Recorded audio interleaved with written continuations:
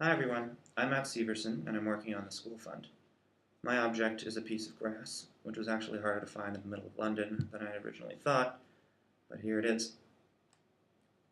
When I was in Tanzania for the first time 3 summers ago, we were checking into our hotel in Arusha, and there was this little boy about 14 years old just outside.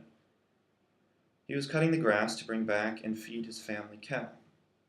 I started talking to him, learned that his name was John Meadow, and after a few sentences in broken English, he promptly invited me back to his house for tea.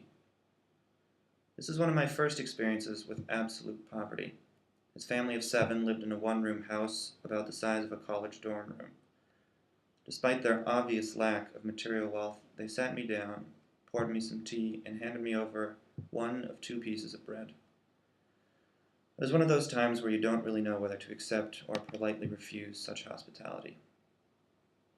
I learned from his older brother, whose English was a little better than John's, that John was about to finish primary school that month.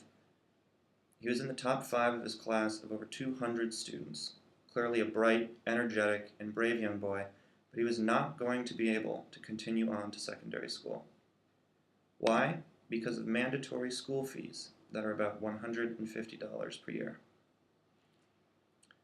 The school fund is a result of that conversation. If you go onto our website, you'll see that John Meadow is our very first funded student. As you might imagine, there are tens of thousands of students in John's situation in Tanzania alone, and hundreds of thousands more throughout Africa. The school fund aims to one day help any student in the developing world hoping to continue their education. I was compelled to do this project by people, not facts or statistics, and this piece of grass reminds me that my work in Tanzania is very personal.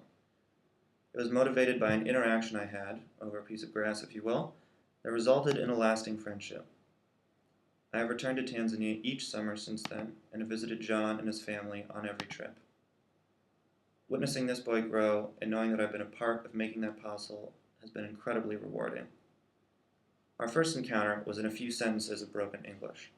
Now he writes cohesive letters, sends photos, and even emails. He actually just sent me an email with a little update about his family and asking when I'll be back in the summer.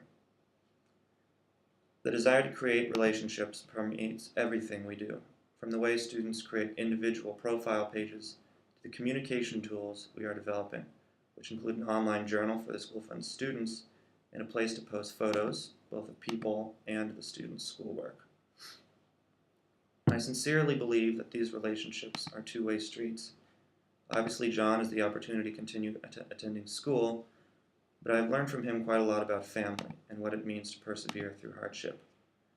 I hope that this project succeeds in linking thousands more individuals together to create friendships that are mutually beneficial.